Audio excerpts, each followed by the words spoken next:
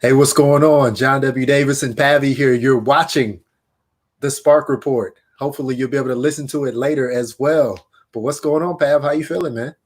I'm good, man. How you feeling? I'm feeling great. I'm feeling great. Training camp has started for the WNBA. Most of the players are down in the bubble. We've started to Good. find out who is not there, so I feel hmm good. Yeah, likewise. I mean, season guess sports are coming back pretty soon, which is exciting. Um, yeah, it's cool. It's I th- I, cool. I consider them back now. Yeah, I think it'll be very interesting to see the content that comes from both leagues, but the WNBA as well. I think that it's a great time for them to show their personalities. Um, and market themselves. I think that obviously there's going to be some interest about what's going on just because everybody's in one concentrated place. It's kind of like a mystery to people of like what's going on there. So I think Hmm. it's a great time for the players, market themselves, build brands, build a YouTube page, build, something on, IG, maybe do some. I Hmm. mean, I think TikTok just got banned, but I don't know. Do something with TikTok and Well, Instagram or because they something. are the only ones that can really take us inside the wobble. Exactly. Like I yeah, call it the wobble. It's the WNBA bubble, the single site, but I call it the wobble, trying to have a little fun with it. But they're the only ones that can take us inside the wobble. So, you and exactly. I, we're not there. Exactly. So I think it's a great opportunity for them um, as singular entities, and also a great opportunity for their sport. Like there's not much else going on right now. It's not really new TV shows. I mean, baseball will be back, but the people who watch baseball, all the people who watch baseball, basketball. But like I Right. said, there's not many new TV shows, so this is something that I think can drive interest. And the great thing about the WNBA is they get a whole week head start on the NBA. Like they're playing a weekend before the NBA plays. And then they're going to play into that week, and then the NBA is going to play. So they have maybe 2, 3 games head start, and like they're going to be the first official pro basketball. I know the TBT tournament is on right now. I'm enjoying watching it because I see some of the former players from certain colleges that I went to, like Syracuse and Central Michigan, and people that I follow from that. But even still, a total professional basketball league is taking it to another level. And I think that's what the WNBA can do when they start up on the weekend of July 24th. I agree with you. I agree with you. And like I just said, I think it's a great opportunity for the players themselves. I think that last year, it's probably one of the better seasons in league history, as far as just marketing.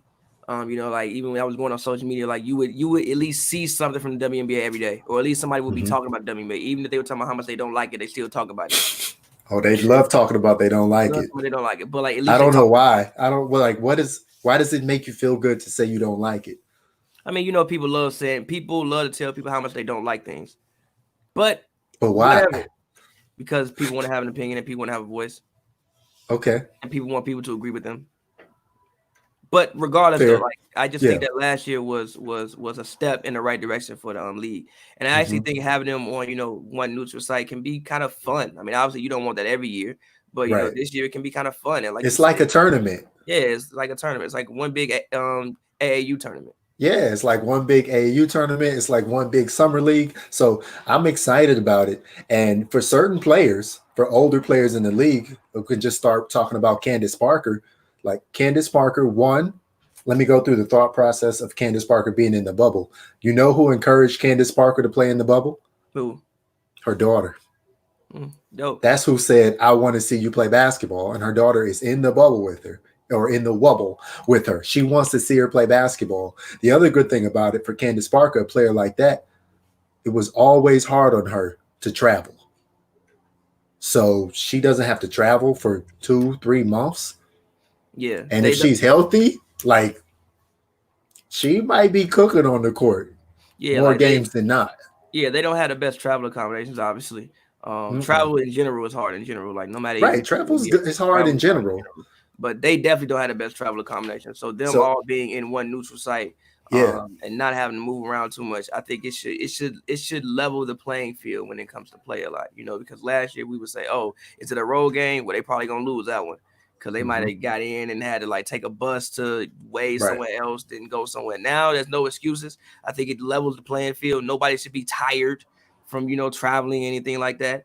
So yeah, I think that it levels the playing field kind of sort of for everybody, more so than it has been in previous years. There's literally 3 ways to travel now. You can either walk, ride in a golf cart, or you take a bus to the arena. That's Facts. it. Facts. It's simple. It's Facts. simple. So, and then the other good thing about it is, you know, these players who have children, they're with their children all the time. There's no disruption in that. These players that have spouses, they're with their spouses all the time. There's no disruption in that. So that's another benefit too. Like they honestly got the best of everything right now. If you can play basketball, you don't have to travel, and you can see your child or your wife every night. I mean, what else do you Or really husband. want? Or husband. Or Or husband. husband. Or But what husband. else do you really want? I mean, you could like want to go out to a restaurant and go out to eat. Uber Eats. I wouldn't say yeah, but it's not the same as going out to eat. I wouldn't say the best of everything, but I will say that I think the league They can make the best of the circumstance. Yes. I think the league did the best they can considering the circumstances to best accommodate the players and not completely just isolate them from everybody and everything that they love for 2-3 months to go play basketball. I think they tried to make it inclusive and make it feel as homely as they possibly could. I think it's also important to acknowledge that some people did not have the proper accommodations that they wanted right in the beginning, and some people did. I mean, there was 3 different options. There were like 2 hotel style options, and then there was the villas. First of all, I just want to say this: anytime I've traveled internationally, I've always had more fun when we've stayed in a home as opposed to a hotel. So if you was asking me, always choose the villa over the hotel. Yeah, So I don't know why you picked the hotel. Like, I Yeah, I know would you want to be by yourself and you want your own room, but like a villa, a house yeah, I with probably would. bedrooms and a kitchen, like I want to cook my own food. Like, I'm grown. I want my own bathroom. Like, I want to feel like I'm at home. I mean, I just like the word villa. I think villa. Like villa, like villa has just more space than like a hotel room. Like, even if you didn't know the difference between a villa and a hotel, and somebody said you can choose to live in a villa or a hotel, what you gonna choose? Okay, now see, one thing depends on like which hotel. If you had to choose between the word staying in a villa I'm gonna say or a a hotel, you gonna stay in a villa. It just sounds better. villa just sounds a little bit better. Like villa sounds like I have a backyard. There might be Right. some water involved. I'm gonna stay in a villa. Mm-hmm. So that's just my opinion on it. But I understand that some of them, seriously, I understand that some of them did not have, the proper accommodations in the beginning. They didn't like how one of the laundry rooms was looking, some of the rooms, some of the food accommodations. But I also understand that WNBA Commissioner Kathy Engelbert was literally on the phone herself into the night fixing things. Great. So they have an advocate there. And so I think that's good. I think they have an advocate. I don't think anybody ever said it was going to be 100% perfect. But if somebody is going to consider what you're saying and listen to you, and I don't want to say bend over backwards, but make those accommodations and make those corrections for you as soon as they humanly possibly can, then I think you go forward and you just go with that. And then if you ever in a situation like this in the future, always choose the villa. The villa. Always choose the villa. But all right, so we titled this episode, and if you're watching right now on MLG Highlights or Hoops and Brews, we want you to like and subscribe if you haven't subscribed. Drop a comment in the chat. Let us know what you think, because we want to know what your predictions are for the WNBA bubble and the season. So I want to start with that. But before you get into any prediction about the wobble or the season, you have to acknowledge some of the more recent players who we know are not playing. We already heard that Chrissy Tolliver and Shanae and Natasha Cloud and Jonquel Jones weren't playing. But now we're hearing that Liz Cambage of the Aces is not going to play. Shocking. Which wasn't. No, it wasn't. Which I didn't think she was going to play. Yeah, I wasn't going to be surprised if she didn't. Oh yeah, I would have been more like shocked if she did play. Okay, why so? I think that not. And this is not saying she doesn't love basketball, because obviously she plays and she plays basketball professionally. She loves basketball, but I think that she has bigger dreams out, and things mean more to her outside of basketball. I just couldn't see her, going down to Orlando and just locking herself in the bubble for 2 to 3 months. That just don't seem like something Liz would do. Mhm. Like Liz has a big personality. She wants to be free. She wants to go out and live her life. And I don't think that that's something that she would have wanted. She's not going to come all the way from Australia to go sit in Orlando to sit in the bubble for 2-3 months. That just don't seem like something Liz would do, in my personal opinion. No, I agree with that. We always talk about how, she's a DJ, she's a model, she has all those other interests, like you mentioned. So that just don't seem like something that she would do to me. Yeah. I would have been more shocked if she actually did play. Like I was just waiting for her to say, like, I'm not playing. And then also, we have somebody that is diagnosed with Lyme disease, Elena Deladon. We know that she has a medical happening with that? What's happening with it's a constant thing she has to battle. You're not cured of Lyme disease. No, I'm saying, like, because I don't think she has said if she is or isn't playing yet. No. This is what it is. Elena Deladon and Tina Charles are both in a medical evaluation procedure. And basically the WNBA is trying to see if their medical histories will allow them to be paid this season to not play. Because there's an independent panel of doctors who can look at your health history and say that you are at a heightened risk of coronavirus and you will be paid to not play this season. So that's what they're waiting on. So it doesn't sound like Deladon or Tina Charles are going to play regardless, but they're just trying to see if they're going to be paid. And if they're paid, then they count against the cap. So then the Mystics will have to constantly roll with 10 players. And then if something else happens, then if they go below 10, they can get the hardship exception. There's just so many different, things that come to it. But I don't expect Liz Cambage to play. I don't expect Deladon to play. I don't expect Tina Charles to play. And this just knocks down the Mystics even more. This is the 2019 defending champion. The Mystics are wrecked for this season. The Mystics are a wreck, but when we talk about MVP, Rookie of the Year, Defensive Player of the Year, all of those things, I think that they are going to have some strong candidates in those, even though I don't see the Mystics as a championship contender. Name the candidates that you name the candidates. You ready for it? Let's go. Okay, so we have MVP, Rookie of the Year, Defensive Player of the Year, Sixth Woman, and Most Improved. Those are the categories those are the awards you get, other than the fact that you can make all WNBA first team, second team, and all WNBA first team, second team defensive. So MVP, so Deladon is the reigning MVP.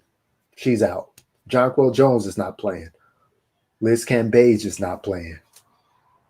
I've seen some people say Asia Wilson for MVP. That's probably a safe pick. Asia. That's not my pick though. Who's yours? Because the Wizards play so fast and the Wizards are just going to try to ball and shoot as many threes as they can with the players they have. The Mystics play so fast. The Mystics. I'm going to say Emma Meeseman.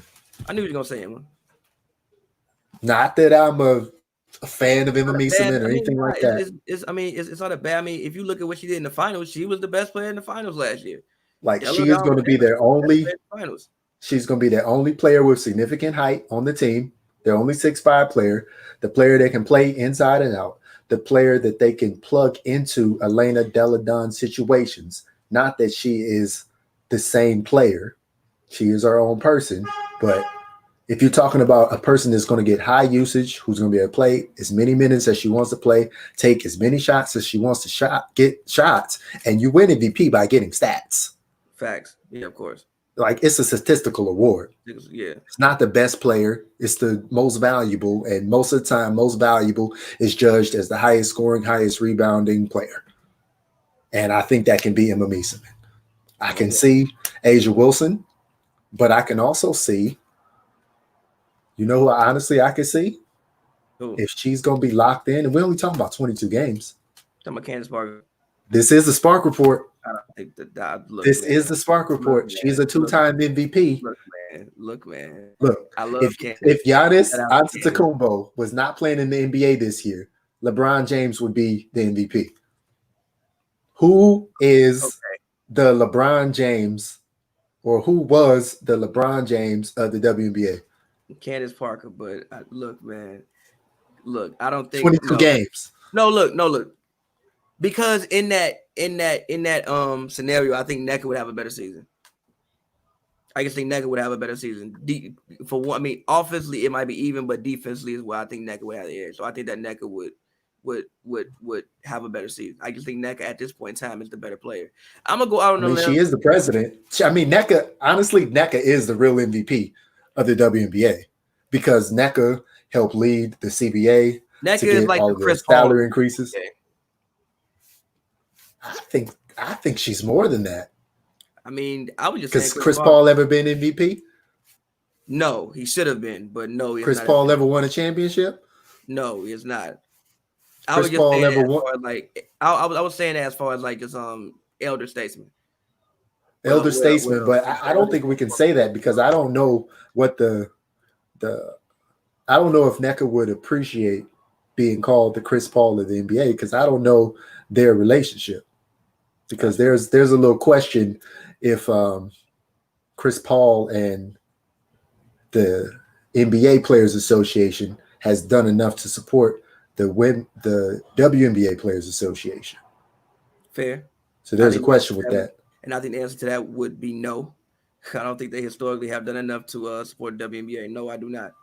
Because we see individual players do it. We see individual players come to the game, but as a whole, as a collective, yeah, as a collective, I don't know what their union dues are, but bro, they could all donate 5 minutes.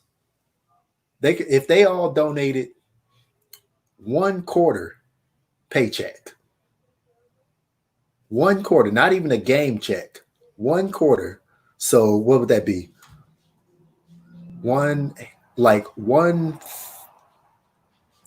Basically 1/400th of their paychecks that would transform the WNBA. I mean, people are not going to offer up free money, but I do think that at the very least they could pay more attention to it and try to bring more awareness to it. And I don't think, and it's not saying none of them do because some of them do. But I think as a collective, I don't think that they bring the attention. I mean, for one, like I said, it's basketball. I don't think that they bring the attention to their sisters as much as they should, in my opinion. Well, I will say that too. I agree with that. But the NBA was in a sweet spot until Kobe Bryant died because they had Kobe Bryant as the advocate because Kobe Bryant was Kobe and Gigi. Like they were the women's basketball advocates. And so the NBA could kind of just sit back, come to a game, sit courtside, bring their daughters, and that was about it. But now they need to step up because there is no Kobe. Kobe was the best women's basketball advocate. They don't have Kobe anymore. So now it's time for the current players to step up. Yeah, but even when you saw him sitting courtside, for the most part, that was at Sparks games. Like if you go around the league, I don't know how many of them. They went to the Aces games too. Okay, to Vegas. Yeah. That's about all I can call. Exactly. Like there are more teams and more markets, and also there are more NBA teams in those markets. Now with this Cat would go to the Minnesota games. I saw that a couple times. I saw D-Book pull up at some Mercury games, but still those are singular entities. You don't really see it as like a group collective thing. Now, granted, all these guys may not live, in those markets. In the off season. The off season, some of them probably live in LA, which is why you see so many of them pulling. I mean, there was a point in time where at the Sparks game, you would see a different player every week, maybe like every game pull up. Sometimes multiple ones. I remember one game where like Rondo and like DeMar pulled up.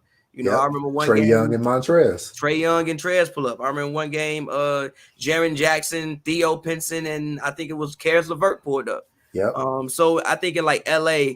You see it a lot just because it's LA, but I mean we need it in all of the markets. But again, I think it will get better with time. I do. I think it will get better with time. So if Emma Meeseman is my too early MVP, I'm gonna give you mine. And then Candace Parker, who is yours? Sabrina. We're back on this again. Sabrina, I'm serious. She gonna get Rookie of the Year. But look, if Candace Parker can come in and get MVP and Rookie of the Year, why can't Sabrina? Why can't Candace Parker was 6'4" and could dunk. Okay. And she dunked in 2 straight games. Triple doubles. She getting triple doubles and pulling up from. She got triple doubles. She's not getting triple doubles. How do you know? What if she does? The season hasn't started yet. What if she does? Come out here and do basically replicate college. What if she does? She literally was a part of a team that beat the USA. Why can't she? And isn't Asia Dirt sitting out the season as well? Yes, she is. So that's Asia free. Dirt, thank you. So that frees up some more shots for her. She's gonna get basically every single shot attempt she wants. For one, Because she has the ball. She's not that that type of player, though. like She doesn't just hog the ball. but at the same time, with the hype that she has coming in, I think whoever is managing the Liberty will be smart to give her the ball, give her the keys, and say, "Do what y'all want to do." Bruh. So if I had to pick a sleeper, I would say Sabrina. If I had to pick a natural pick, I would probably stay safe and say Asia. If I had to pick a natural pick, stay safe and say Asia. I even think last year before she got hurt, she was in the conversation, but then she got the high ankle sprain, and she was basically sidelined for basically like a month. And her rookie season, she was close to MVP. Yeah. And Liz isn't going to be there, so that frees up at least 10 shots a game. So I mean, she could realistically average 22 maybe. Right, and this will make Asia Wilson more efficient. I don't think it makes the Aces a better team. I don't think you can ever be a better team when you're dropping a 6'8" player off because you're losing the depth. But the fact that they can now start Asia Wilson and De'Erica Hamby together, which was their best pairing, like the Aces were better when it was Hamby and Wilson or Hamby and Cambage than Cambage and Wilson. Because I think it just gives them more space on the court. Right. Space on the court just improves. Like if this was WNBA 2003, that would be great. But I think that, with this new league and again, I think teams will try to replicate what the Mystics did last year, considering that the Mystics are the champions. And well, the Aces can't because they don't shoot like that. They can't, but I feel like Bill Laimbeer doesn't care about three-pointers like that. They can guard it better than what they could if they had. They can. But that surprises me that Bill Laimbeer doesn't really care about three-pointers like that when he was one of the first three-point shooting big men ever. He was one of the most versatile players of his era. Yeah, but even him, he wasn't taking like how many was he taking a game? Two. But that was only because that's how they played. But if he played now, he'd take as many as he wanted. And he probably would make close to 40%. Would he? Yeah. If heightened practice, heightened awareness, I think so. Now, look, I think Bill Laimbeer could shoot, and even when I, look back on it, I 1000% agree with you. I mean, even the game I was watching, what was it, game 2 of the 1990 finals? Didn't like Bill Laimbeer hit like the game tying shot that like sent the game into like overtime, and then like hit another shot. I mean, they lost that game, but it was just like Bill Laimbeer hit like 3 big threes in that game. Yes, he can shoot. Yeah, she's a shooter. He probably still can shoot. But he's still stuck in that time period, which is, because he's also stuck in the fact that when he was at his height as a WNBA coach, he coached the Detroit Shock, and they won strictly off defense and just intimidating other teams, and because they had a better 4 or 5 than everybody in the league. And even still then, it was more traditional basketball, like you said. But okay, so my rookie of the year pick is Sabrina Ionescu. I don't see how she does not win Rookie of the Year with everything you've mentioned, because she is going to have the usage. She's going to have the ball in her hands. They have another guard who she can play off of, Lasia Clarendon, so she can play off the ball and get some baskets that way. They still have Kia Nurse. No, they don't have Asia Durr, but they're going to get up and down, and they're going to shoot threes. And so I don't see how she's not Rookie of the Year. Now, I will say her teammate, Satu Sabali, who was her teammate at Oregon. On Dallas? On Dallas. Now, look, I don't, again, because I think Sabrina would have to literally come in and underperform to get it. But I do think Satu can make it a race. I do. I think she could come in and actually make it a legitimate race. I think maybe stylistically she can make it a race, but not statistically. Because Satu Sabali will have to depend on Mariah Jefferson and Ty Harris and Arike to give her the ball to shoot and score and make an impact. Like Arike is still going to be the highest scorer on the wings. Arike is still going to get the most shots. And they're still going to offensively be structured around her when it comes to plays. Now, Satu can get 3-4 easy buckets. The thing about Satu is that when I look at her game, she's not somebody that you just have to like spoon feed buckets. You can give her the ball and kind of expect her to figure something out. You don't have to spoon feed her the whole time. I also expect the Wings to have one of the largest rotations in the league because they have so many versatile players. Like I was looking at their roster going down it, and they still have Astu Do from they got from the Sky last year, who at first I didn't think really had much to her game, much range, but then I look back on it and I'm like, yo, she can shoot from the outside. So they have so many versatile players. They still got Katie Lou Samuelson. Shout out Marina, which I'm happy she's somewhere where she Right. can probably get a better chance to play. They got Marina Mabry as one of the Marina Mabry. Honestly, Marina Mabry is one of the only players on the team that's 6 feet and under. That's how much height and versatility they have. They also have Bella Allery that they drafted out of Princeton with the 5th pick. So they have players, and they have so many people that they're going to have to give a lot of people looks. And I think Satu will get time, but I don't see where Satu is getting, the 30-some minutes you need or the 30-some minutes in comparison that Sabrina Ionescu is going to get when you look at the stats. Like Sabrina's stats are just going to be so much better. Which is why because you're going to have so much more usage. But now I don't see MVP though. I think if she can come in and raise the Liberty, get the Liberty to the playoffs, maybe get them to be in like the 4th, 5th seed, and she has a incredible season, and she is worth the hype that she received, I think she can win MVP or come pretty close to it.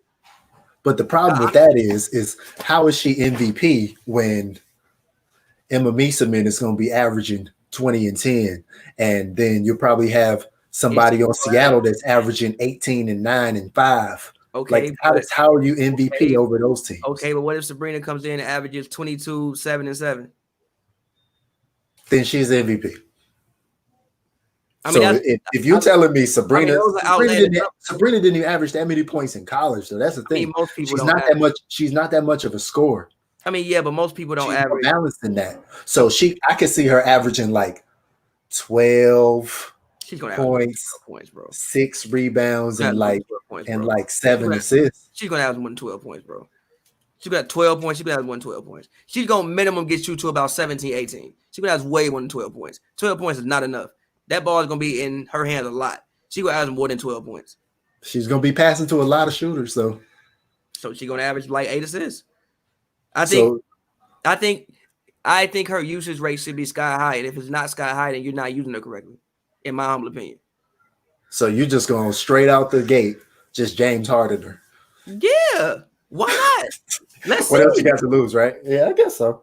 They literally talk about her like she the rebirth of women's basketball. I don't care how they talk about her. Who is they? Let's see. Who is they? You keep the saying whole world. The whole world. Do I talk about her like that? You don't, but the whole world does. Her like that? Yeah, actually, yeah. Actually, the things I seen her do, like literally, she was not granted.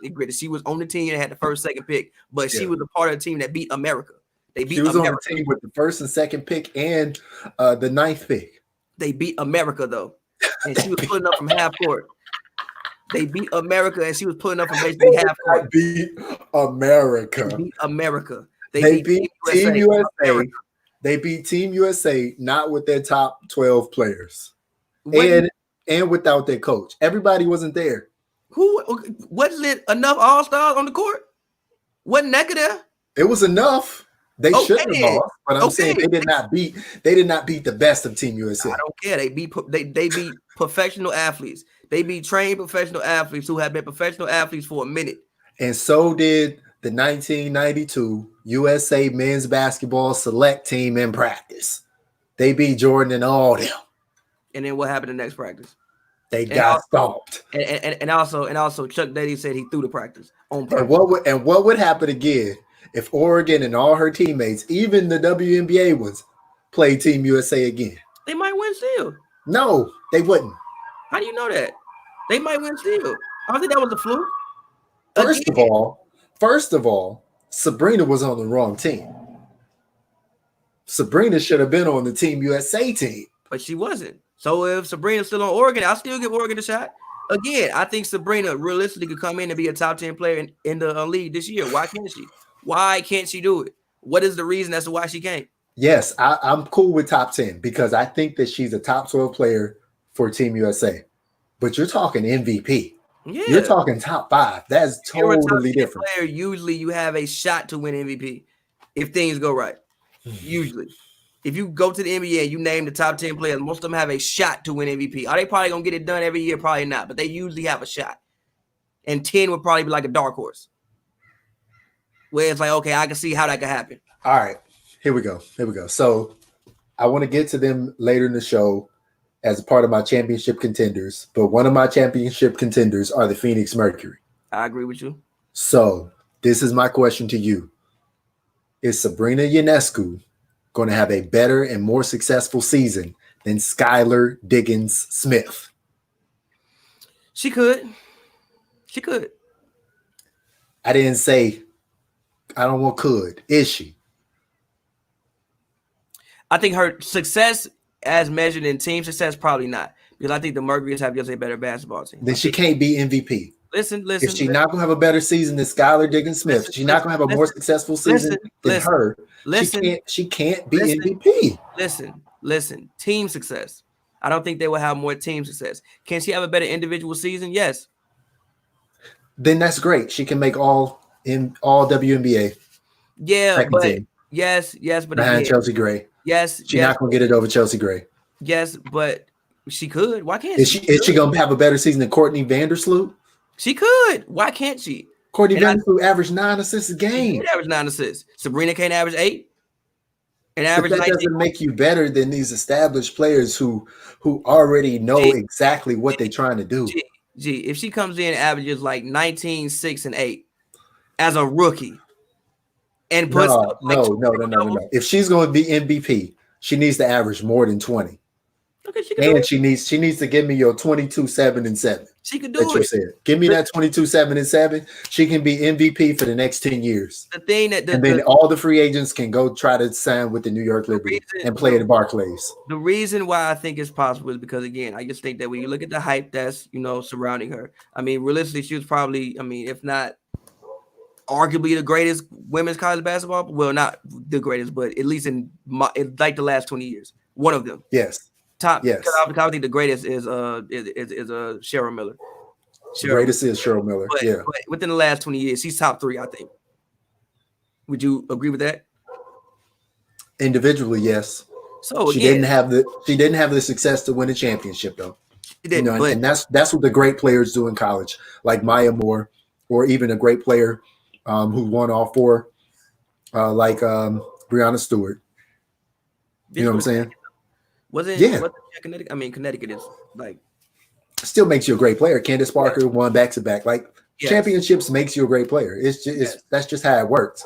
I understand. Yeah. Like if you go to, I'm gonna think of some random school.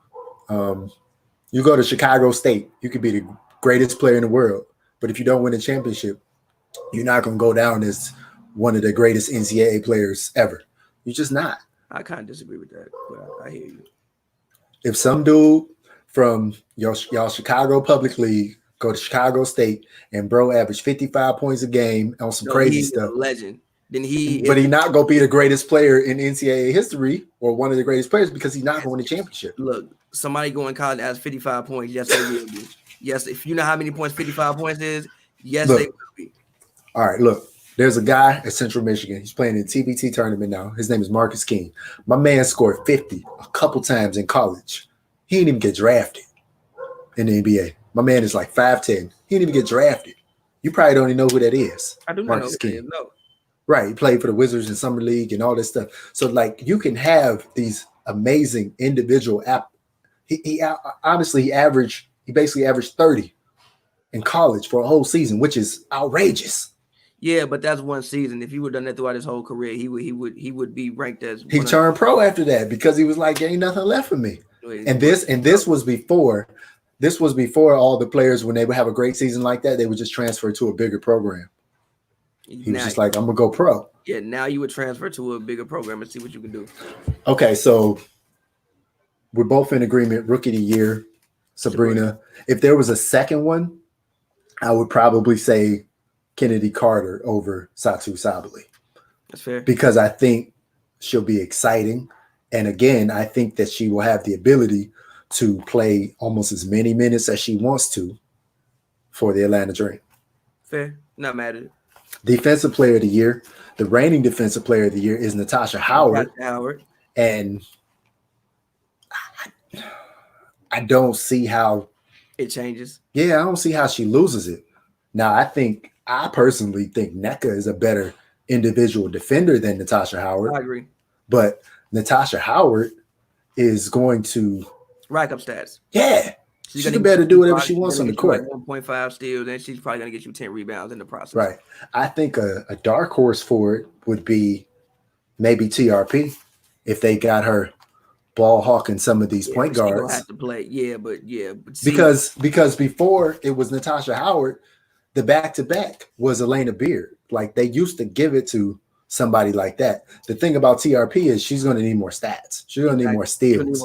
And she's just like a stay in front of you, hard nose, make you miss the shot defender or make you not get the ball defender. She's not getting the stats that she needs. So if I talk about stats, then I guess I could see Natasha Howard's teammate that you mentioned before, Jordan Canada. She not going just stats. But she not because that's what they get Defensive Player of the Year for. They give you stats. You get a bunch of steals. You get a bunch of steals, you win the award. They do, but she's not going to win it just off of steals. Like, it's really hard to win that award just off of steals. You usually got to be close to averaging the block, which she's not going to be close to averaging the block because of people thought Allen Iverson was a great defender because he got a bunch of steals. No, I don't think people thought if you thought AI great defender were food. No, he played passing lane well. He's not a great defender. He played passing lane well. And also, that's also why it's so hard for guards to win that award. Like, even if you look even in the men's game, it's so hard for guards to win on Defensive Player of the Year just because you're not going to rack up the same stats that a big would. Sixth Woman of the Year. The reigning Sixth Woman of the Year is Dearica Hamby. There's a possibility that the Aces could continue to bring her off the bench and just let her play like 30 minutes a game. And if they do, then the award is hers. If they do that, I don't think they should bring her off the bench. I think they should let her start and give her that respect and give her that due. Like, you got a player like that who is Sixth Woman of the Year, who hit that crazy shot, who you know is going to play 30-some minutes of the game. You just bring her off the bench just to bring her off the bench. So if it's not her, then naturally, honestly, I could see it being Raquana. I was going to say that. I mean, I think that Christy not being here leaves a hole for scoring that needs to be filled. And the one thing you know about Raquana is she can come in and fill it up. And also, six man is an award that you usually get for scoring. For the most part, it's usually based off like how many points do you score. Right. It's the highest scoring person off the bench. Yeah, off the bench. So, I mean, realistically, that could be Raquana, especially with the whole, and I think Christy Tolliver leads. Because she can easily score 12 or 13 points off the bench. Easy. In 20 minutes. Easy. If all she's going to do is come in and shoot, that's what she's going to do anyway. Because if you start Simone Augustus in TRP or you start Brittany Sykes in TRP, then Raquana's going to cook off the bench. She going to come in. I mean, she going to shoot enough to give herself a chance. And she's going to have some games, even off the bench, where she's going to score 25 or 30. Okay, I don't know about 30. I don't know about 30. Okay. I bet if Raquana Williams comes off the bench all 22 games, I'm giving her a 30-point night. One? Just one? Yeah. Or multiple? Okay, one sure. One night. Okay, yeah. One, and then one. multiple 20 nights. Yeah, that's fair. But she's going to have a game when she's just cooking. She makes, 4-5 threes in a row. That's 15 points right there. It's true. Couple more buckets, play a little bit more time because you're going to, in a blowout, you're not going to be playing Simone Augustus out there. Fair. She going to be sitting on the bench. Good job. Yeah. She going to be like, hey, baby, good job. You know what I'm saying? Fair. So Raquana Williams is my Sixth Woman of the Year. And then Most Improved. Oh, that's a tough one because Most Improved is about somebody who is getting a lot more playing time and then they just have a much higher impact.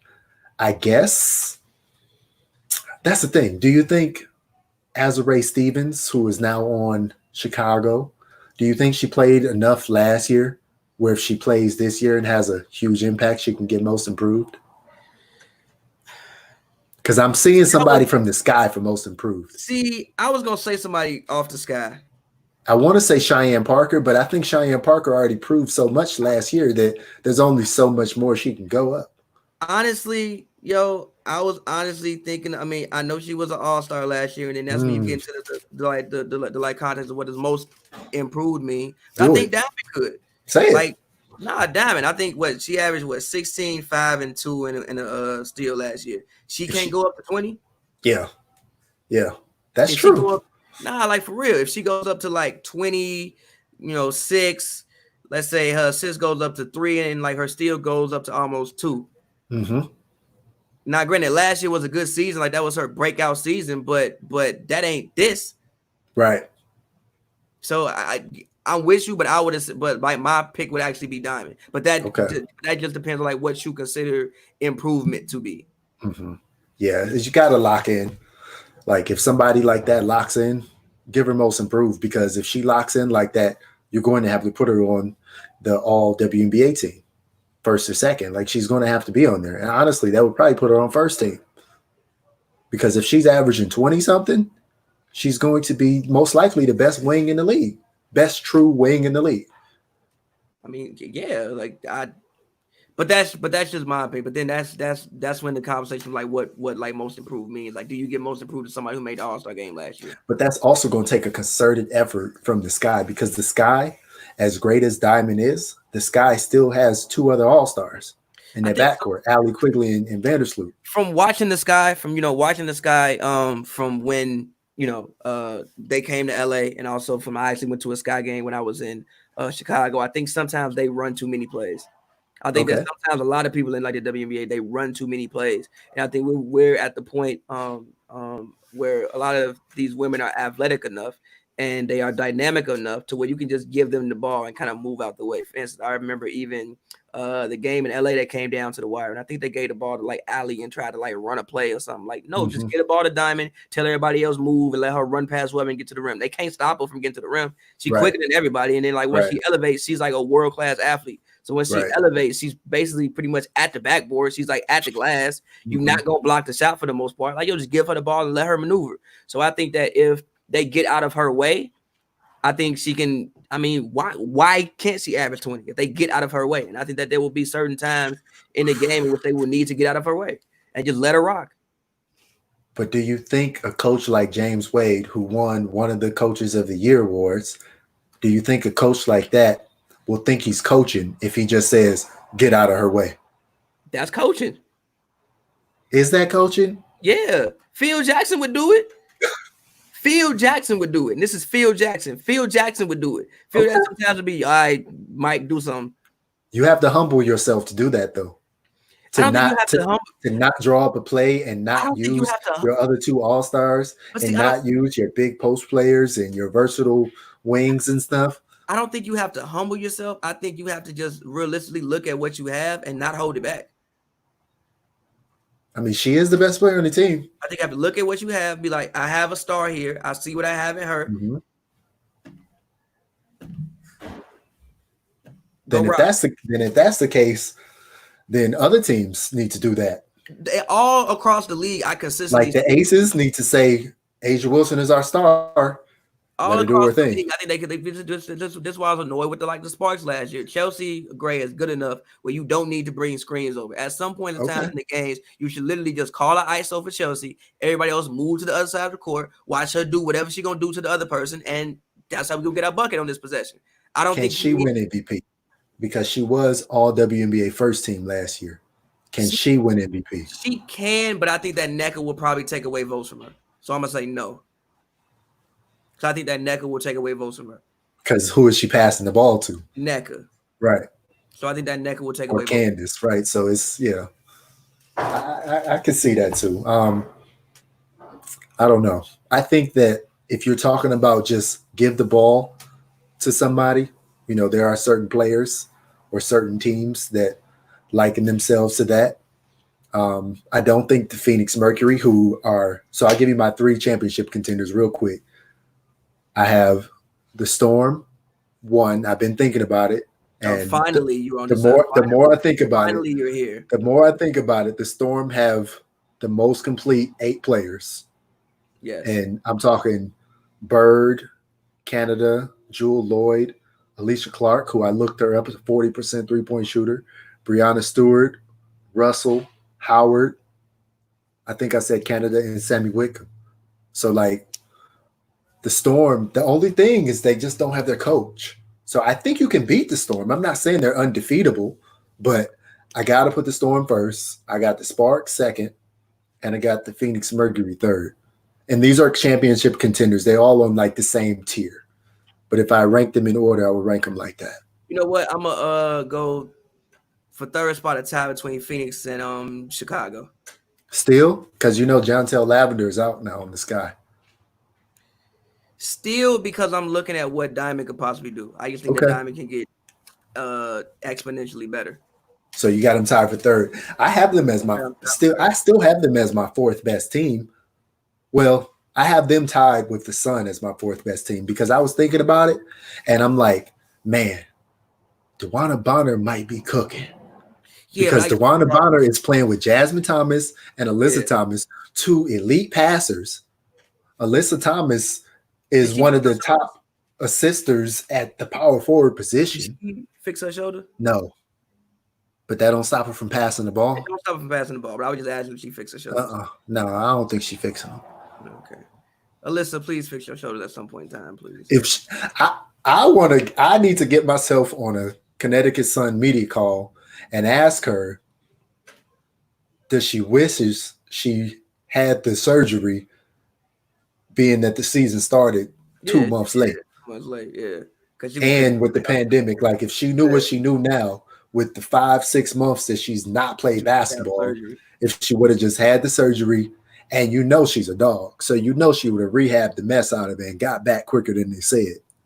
Yeah, agreed. You could tell that by her work ethic. Agreed. So, but I see the Connecticut Sun. They're going to be a problem because I was listening to a podcast, an interview with Kurt Miller, and Kurt Miller was talking about, think about it like this. Kurt Miller was saying, I'm not going to do it all the time, but I'm thinking about putting DeWanna Bonner at the 5 and letting her cook some of those bigs that can't guard her. She's 6'4". She could play. Right. She's got long arms. I mean, she's got the length of almost Jonquel Jones.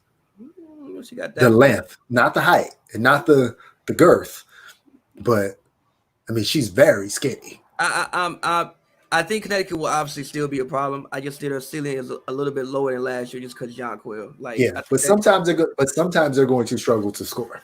I just think that Jonquel is just such a huge loss on both ends of the court. But I can see them getting some wins, and I can see them finishing this season making top 4. If Jonquel was playing, I would have picked her for Defensive Player of the Year. If Jonquel was playing, I was going to pick her for MVP of the year. All of that. She might have won both. And most improved. Just give her every award. Yes. And all WNBA, all WNBA defense. Yes. She could have won. She literally could have won. Realistically, she could have won 4 awards. She could have won MVP. She could have won Defensive Player of the Year. She could have been on the all WNBA first team and all WNBA defensive team. And the defensive team. I agree. So again, I don't think you can replace that. So I think that I do agree with where you had them slotted at, but I just think that at a certain point in time there is a ceiling for Connecticut. There's definitely a ceiling. I don't see them as championship contenders, but they're going to play hard. They're going to win more games than they lose. Whether that's being 12-10 or 13-9, they're going to win more games than they lose, and they're going to be a competitive team. So, question: bringing it back to the Sparks, right? When you look ahead at their future, do you think that this season is the best chance the Sparks have to win a championship with this roster currently? And if they don't get it done, do you think that some changes need to be made to this Sparks roster? Some big changes need to be made to this Sparks roster in the future if they don't get it done this year? No, I would give them one more year because with the addition of Christy Tolliver and Janae and Maria Vadiva, I think that they could run it back again next year. Fair. Because when we're talking about next year, we're only talking about 9 months now. Say the season starts back in May, like it's supposed to, or June. Like we're talking about 10 months. So by the end of the season, we're talking about 8 months. So you think this team has a 2-year window? Yes. That's fair. Yes. That's fair. Yes, because this season is not going to be as hard on their bodies because they're not going to have the travel. It seems like Candace has a renewed spirit. So if she plays well this year, then she's going to want to keep playing. her daughter is just going to keep getting older. Her daughter is getting more and more into basketball. So that's going to keep her wanting to play because they're going to have that connection. Now, they're never going to be like LeBron James Sr. and LeBron James Jr. and playing the league at the same time. It's not going to happen, but it's going to keep her engaged in the sport of basketball.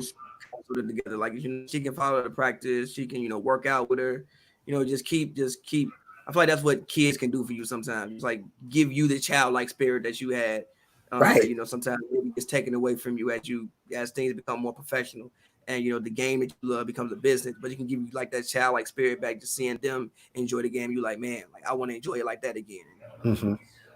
So, and let's end on. I'm with you. I don't think this roster is too old. Mm-hmm. I think that this season is also an odd season. Right. In every sport, I think the season is like an odd season. So even though if you win, I still think it's kind of an admiration. Some things that are happening this year won't happen in like a regular season. Like I said, Christy's not there, Shanae's not there. So even like the dynamics are like a little bit off. So I do think you have to give this team at least 2 years to get it done. And it also depends on how they lose. If they lose like they lost to Connecticut, well, we might have to have conversations. If they lose like that again, they probably will have to have a new coach. Then we might have to have the conversations. But it depends, like I said, how they lose. And, like if let's say they go this year, they lose in respectable fashion. Well, okay, you can say if we had Christy, if we had Shanae, we'd have won that because, in this spots, we missed them. But if y'all go out there and get worked out, then we need to have some conversations. But I'm with you. I think this team's 2-year window. That's the great thing about this team, though. It's half different. And so you got players on here that's trying to show and prove. Like Rashonda Gray is not going to go out like that. I agree. Brittany Sykes is not going to go out like that. Like Brittany Sykes was one of the only players hooping on the Dream last year, still going hard. Even when the Dream weren't doing anything. She was one of the only players. Yeah. Simone Augustus, this literally could be her last year. Like she's not going to go out like that. So they got players that's not going to go out like that. Fair. So even if they lose, I don't see them getting dominated like that. Because that was like because that last year didn't make no sense. Mm-mm. It wasn't supposed to happen like that. You're not supposed to get out rebounded by 25. That's it. That is inexcusable. That's almost like playing 4-on-5 basketball. Literally, that is inexcusable. Inexcusable. So we'll see. But I do like their chances. I'm with you. I have the Storm slotted number 1. Like you said, I just think the Storm, even looking at what they had last year and how tough of a team they were last year, and then you add Breanna Stewart and Sue Bird back into that. The only issue that I see with the Storm is chemistry, because you have certain people who stepped up last year, and now you may have to ask them to play more of a team role, and that could maybe be an issue. I don't know. But the great thing about it is all of those players that you're talking about, for the most part, were on their 2018 WNBA championship team. Yes, they were. But still, when you get a taste of self-success, the way that they got a taste of it last year, so a lot of them had better individual seasons than what they had that year. So well, you know what? Sue Bird is not going to play more than 25 minutes a game. So there's time for her there. If I'm Breanna Stewart, I'm not trying to play a whole bunch of minutes in the beginning of the season either. So if Jordan Canada and Natasha Howard want to play 30-something minutes a game, God bless them, as you say. It is a good problem to have. There are worse problems you can have in a basketball team than talent. Right. And there's a clear drop-off between like their 8th, 9th.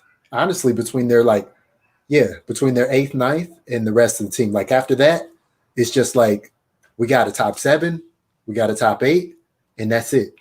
So like you don't have people on that back end that's going to be going up against saying like, oh, I need Natasha Howard minutes. It's true. I mean, they did get Morgan Tuck, but saying like, oh, I need Breanna Stewart minutes. No, I need Jordan Cannon. No. So they just got to divide up the minutes between their top 8. And then with LA, even with the loss of Christy and with the loss of Shanae, I think they can manage it. I think they can salvage. I mean, I was even looking at some highlights of Tay Cooper. She's a guard. Like, I think that I wouldn't want to talk to her and ask her a question like, yo, like, not were you happy that Christy's not playing? Because obviously you always want to learn from Chris Tolliver, but like, did it excite you knowing that you'll probably get some time to handle the ball? And I think that last year, what they she wasn't going to be on the team if there was exactly. And I think that last year, what they were missing was another actual point guard. Like if Chelsea wasn't in the game, and let's say Candace was hurt or something like that, who was handling the ball now?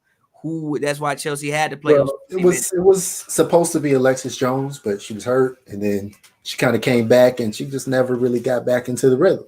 She seems like a little bit more of. She's still more of a combo. Yeah, like she to me seems like she could be a floor general. So I like the stabilization that they have in their backcourt. I still think they have scoring. Hopefully Candace can be healthier than what she was last year. Obviously Candace, I think, still has a lot of basketball left in her. And I mean, you even saw like when she came back off of injury and she had that little when she was Conference Player of the Week. Right. Yeah, that's when she was healthy last year, she played great. The only time she didn't really play good is when you could clearly see like something was ailing on her. I also think it frees up NECA to play more minutes because Shanae isn't there. It frees up NECA to play more minutes, so you're not thinking as hard about the rotation, which is never a bad thing. TRP, hopefully her shoulders are good now. She had shoulders injury just running through screens. Hopefully her shoulders are good now. Should be. And hopefully attrition won't pack on too much throughout this season because like you said, it's 22 games. Maybe with the playoffs, you add that, you may get to 30 games maximum. 30 games maximum you might get to? Well, you got 2 5-game series because the semifinals and the finals will be 5-game series. So could be an extra 10. So you may get goes that long, and then there's maximum. And then you would 30. So basically you get a regular season, and then also their European seasons, a lot of them were cut short because of COVID. Right. So they should be a little bit healthier. And I think Fish as a coach has learned from his mistakes last year. Mm-hmm. I think he kind of got shocked. I think he thought it was. I'm not speaking for him, but I think that maybe he might have thought that it might have been easy, and not realizing that it's a completely different game from. It's a different style from the NBA. You have to coach things a little bit differently. Mm-hmm. I think he might have gotten shocked, or in certain situations got grossly. I mean, I think in the Connecticut series he got out coached. I think that was a lesson for him. I think he'll look back on it and be like, you know what, I can get better from this. Just like players can get better, I think coaches can also get better. So I think he will come back a better coach than what he was last year. And then Phoenix, obviously, when you look at Phoenix, you just have to look at the trio of Skylar Diggins, Brittany Griner, and Diana Taurasi. I think that big three is comparable to any big three in the league. So that's the thing. The Sparks, the Storm, and the Mercury could literally have each of those 3 teams could literally have 3 of the top 10 players in the league. Yeah.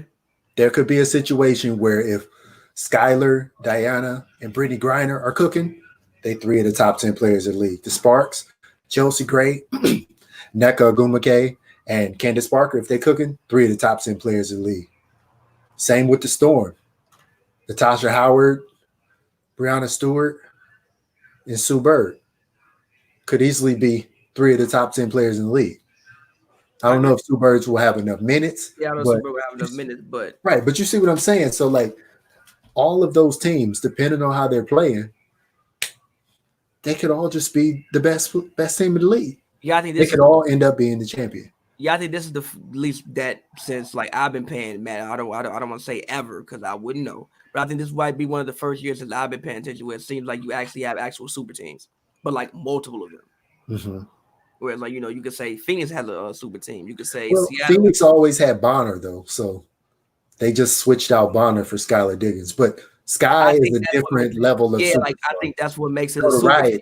Notoriety. Yeah, it's a different level of notoriety. Like you talking about 3 of I probably want to say most famous names in women in women's basketball ever on one team.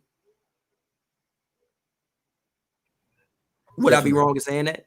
No. And even with the Sparks, Shanae's not playing now, but NECA and Christy's not playing now. But still, like when you looked at that roster on paper, I think even the casual fan would have seen those names before. Mm-hmm. And I don't think that you've seen players, because I don't think you saw free agency the way that it was in the past, the way it was this year. And I think that that's what allowed for, you know, these interesting team combinations to form. You talk about star power. You say she's a sleeper for MVP. Again, the Liberty. I mean, Liberty can put any other 4 players out there with Sabrina, and people gonna be watching. They're gonna be watching. But again, that's also why I think Sabrina has a chance, because people are so interested in Sabrina. So if she comes in and matches expectations, or let's say exceeds expectations, and let's say Liberty make the playoffs, let's say they win a game in the playoffs, I think that's best case scenario for the league. You want that. You want her to come in and you know, be great. You want her to come in and do that. You do. I mean, you want it to be good. You want it to be great. You want the Liberty to be competitive because In she's New York, on top of that, right. In New York next year, they're gonna be in Barclays Center. Right. So you want her to be at her absolute best and do everything she could do, because next year you're gonna be in Barclays Center. So imagine if you can get, you know, the Sparks great. You got a team in Vegas that's good. Now you got the Liberty that's great. No, you do want it to be great. I guess the only other thing I would say is that, you know, when you talk about Sabrina, it's just I don't know. I'm curious to see the transition. Like, we saw it in one game against Team USA. She's practiced with Team USA before. She's even played in a game with Team USA on the senior national team before. But I just want to see it in practice, because in application it's all there. It makes sense. But I want to see it in practice. Okay. And the other thing is we're gonna have to give these players some grace for definitely the first week, if not the first 2 or 3 weeks, because we're talking about shape. Agreed. Like, who's in shape? Some players are going to be 95% of the way there. Others are going to be like 70. Agreed. And I don't think anybody is going to be like out of shape, but they won't be in basketball shape. Right. And that's totally different. Running up and down the court. You playing a lot of minutes, you run up and down the court, and you done ran 6-7 miles. Yeah. Like, literally. And you just played 30 minutes. So we just have to see what that's like. I'm just curious to see the fitness level. And that's, again, why I say I want to see expanded rotations. That's fair. Let everybody play, because it's going to be great if in the first week before the NBA starts, if we're watching these ladies get up and down, and it's that brand of basketball where it's high scoring, a lot of threes, up and down, that's going to be exciting to a casual fan who has not been exposed to the WNBA probably since Cynthia Cooper was raising the roof. If they are somebody my age or earlier, or if it's somebody younger that's never watched it. I agree. If you're watching them get up and down, because that's the benefit to the TBT. Like, they play defense, but most of the games are close. They get up and down, and then they have that special. They have that special element. What'd you say? People want to see offense. Yeah, it's what it is. Like, that's which is also why I think the finals last year were some of the best WNBA basketball. Well, some of the best basketball, because I do think the finals the year before were very exciting. But I think that this year it was different because it was so fast paced. It was so many threes, and it was a very relatable and enjoyable style for the casual fan. I think even the casual fan could turn on the finals last year and be like, "Yo, I like this. Mm-hmm. I really, really like this." And again, that's why I was so excited that the Mystics won, because teams usually copy the winner. And I think that copying, and again, I said millions of times, the tallest players are 6'4", 6'5". The tallest players are a NBA shooting guard. Everybody should be shooting threes. There's not a single human being on the court who shouldn't shoot threes. Everybody should be chucking them. Everybody. No, you're right. Everybody. The tallest players probably got a better chance of hitting them. They do. So everybody should be shooting them. And again, I just want to wrap up with this. So I'm really looking at Candace Parker to come out and cook this year. Again, we're talking about 22 games. It's not a long time. It's just a matter of weeks, and this season is over. I think it's going to be good, but I just want to see how good. I mean, obviously she'll be good. I just want to see how good. Because that's the thing, man. Like, Last season, Candace Parker missed so many easy layups, So many easy layups. just easy buckets. So many. There's so many opportunities for easy buckets in basketball, especially in the WNBA, especially in the WNBA bubble, especially in the wubble. Like, you got so many opportunities for easy baskets. That's why I said Christina Nigwe, with her limited minutes, can shoot 60%. Now, I don't think Candace Parker can shoot 60% because she's going to be getting a lot of shots, but Candace Parker could shoot 55%. If she shot 55% with also shooting threes, that would be incredible. She could. That would be an incredible season if she shot. Now, she needs to limit those threes. She takes a lot of just shoot because I want to shoot threes. They're usually open. They're usually never bad shots. That's they true. Might be quick, but they usually are open. So that's why I'm saying she can shoot 55% because Candace Parker, all them easy buckets, she should not be missing those. I agree. That should be 80, 90%. Her easy shots. Half her shots are easy shots. I agree. And if she misses, she's getting fouled, so it doesn't count for your percentage unless you make it.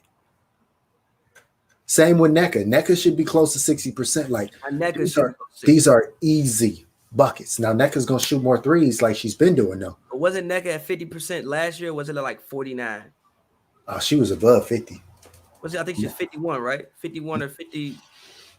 Well, that was because she was shooting all the threes. But those inside easy shots, that's the thing. If the Sparks lock in and the Sparks make the shots they're supposed to make, the Sparks will be in the finals. Now, will they win the finals? Last year shot overall 51%, but from two, she shot 54%. Okay. So from two, she should be shooting 60%. That's realistic. For her, that's realistic, I think. Candace Parker, from two, should be shooting 60%. What did she shoot? Hers was horrible. I don't think 60%, I think is a little bit unrealistic. From two, she should not be shooting mid-range jumpers. She shot 48% last year from two. She's shooting. She's never shot 60% from two, though, bro. Her highest is 53. So I think realistically, she could get back to the shooting 53%. Okay. All right. Well, maybe she shouldn't. But NECA should be 60. But that's the thing. Like, if you just focus on these easy layup shots you got, these putbacks and these close shots, like, that's buckets all day. 60 is a little bit ambitious. I do think that NECA could probably shoot 56. NECA and Christina Nigwe. I'm challenging them to shoot 60% from two. The highest NECA shot was, NECA did shoot 66% from two 1 year. Exactly. I'm challenging NECA to shoot 60% from two, and Christina Nigwe. 2007, she shot 56%. No, not 56, 59% from two. Yeah, for NECA, it's reasonable. Both of them, but and Nigwe too. Like, you need two players that's making the easy buckets. You get two players that's making the easy buckets, the Sparks are probably going to win 16, 17 games out of 22. That's fair. And 16, 17 games is going to put you in the top four, if not in the top three, and maybe two.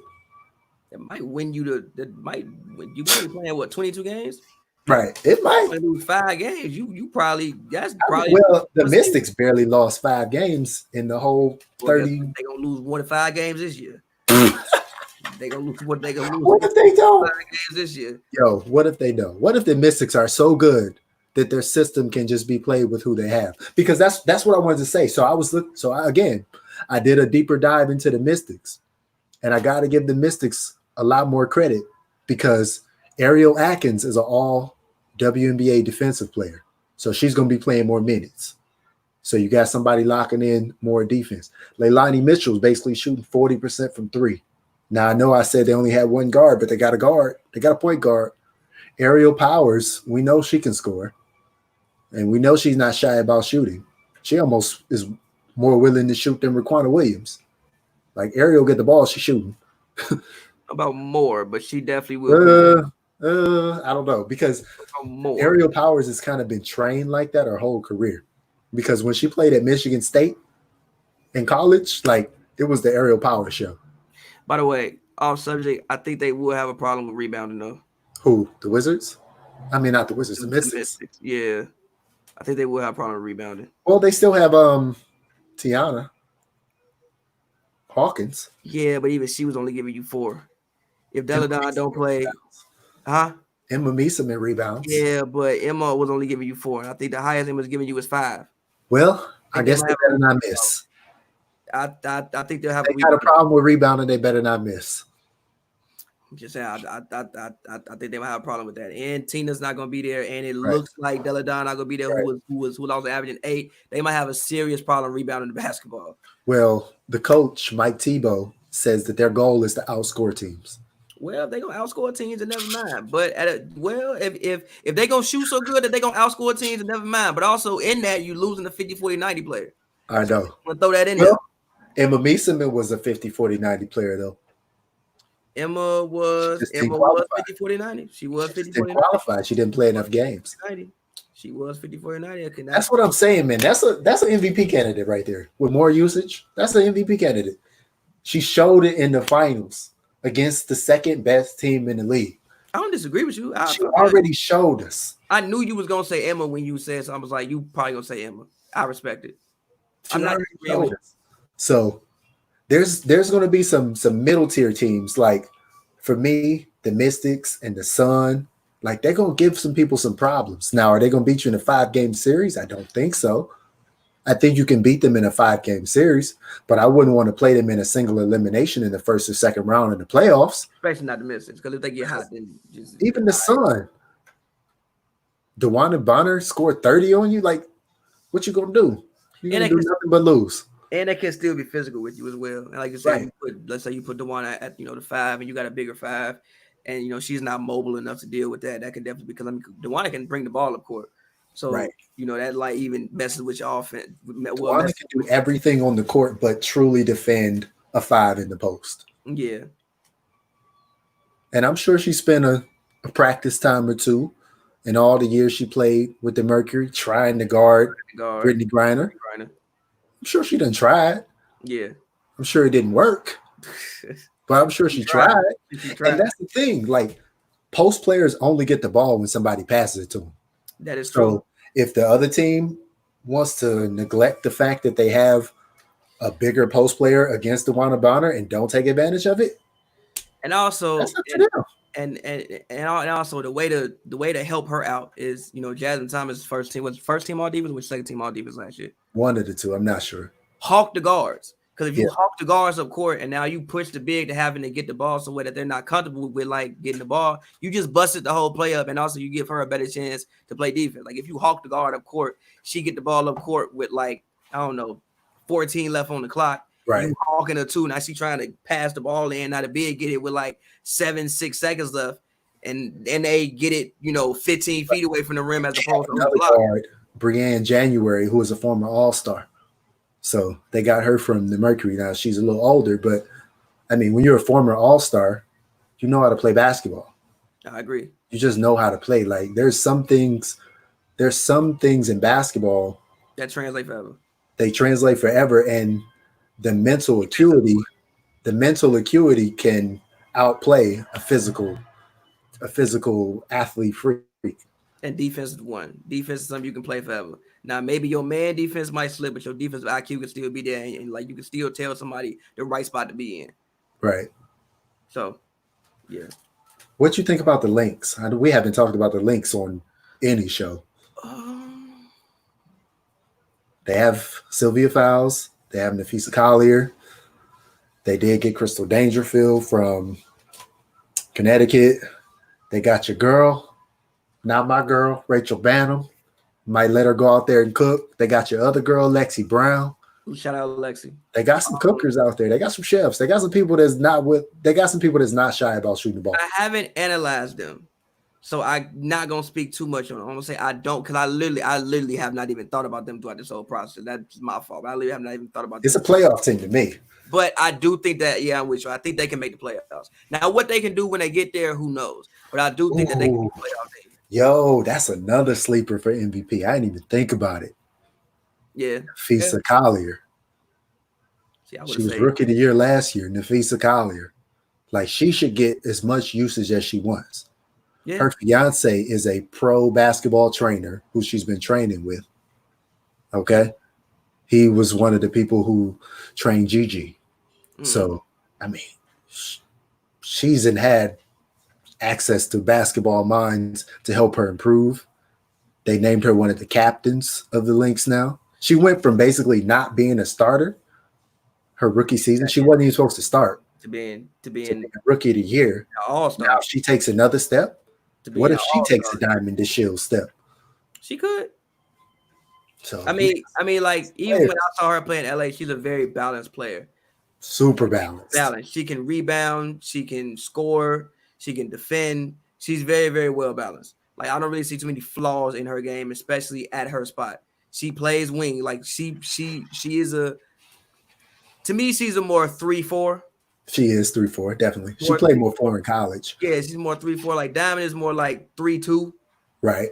I think she's more 3-4, but for what she is, she's very balanced and she plays her role really, really well. So I mean, yeah, she could.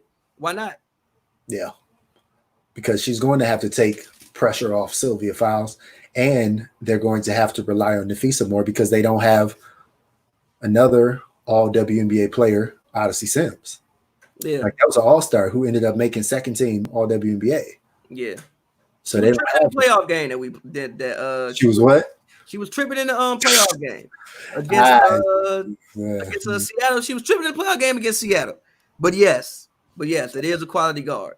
I thought you was gonna say she was tripping when she played against the Sparks. Nah. I mean, she was probably tripping that game too. But I'm talking about the playoff game.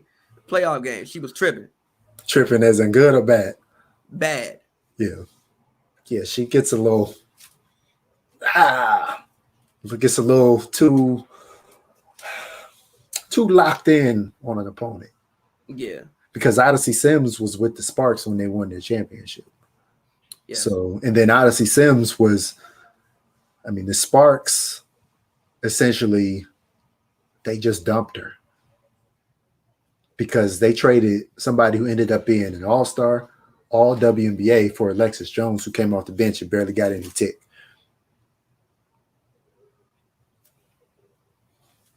So I don't know about that either. But all right, I feel good about this show. So next week, we got training camp coming up in the WNBA. All the teams are going to start doing, hopefully they'll start doing media days and stuff like that. So there'll be a lot more to talk about, a lot more players to talk to. I'm looking forward to talking to Derek Fisher, seeing what he has to say, seeing what he's learned, but also talking to some of these players and, you know, not necessarily looking for chinks in the armor yet, because you got to watch them play before you can really say like, well, he said this, but they're doing that. But let's just see how the mindset has changed. That, and I'm looking forward to just the content coming from it. Like, again, like I think we can just get some really, really cool content. Like, I think these women are creative. They have great personalities. And again, I think that this can be a showcase for their personality because, again, only they can tell the story of what's going on there. Oh, their content has been amazing. I mean, there's several of them I can think of off the top of my head. Isabel Harris has a YouTube channel. Lexi Brown has a YouTube channel. Bella Allery has a YouTube channel. If I'm missing anybody else that has a YouTube channel that's inside the Wubble, I apologize. But you can follow like the hashtag Wubble, and like, they're doing like you said, they're doing like dances on TikTok. They're doing their on YouTube. Taya Cooper did a mukbang. She was eating crab on IG. And if you know anything about watching videos of people watching food, apparently people love to watch people eat crab. For whatever reason. Crab in particular. I don't know why, but for whatever reason. Have you ever watched any of those videos? No. I'll tell you about it off air. But it's something about crab that people love. All right. You just leave it at that. But all right, y'all. Appreciate y'all watching. You've been watching the Spark Report. You've been listening to the Spark Report. You can check me out on Twitter, Instagram, and YouTube at John W. Davis. Pappy, where can we find you at, man? Oh man, you can follow me on Twitter at Pappy World. Go check out my new project. It's called I Just Feel Like Rapping. It's me rapping up a whole bunch of soul samples. Go check it out at patverse.com. And And you could also check out my WNBA articles at winsider.com. All right, y'all. Peace. All right.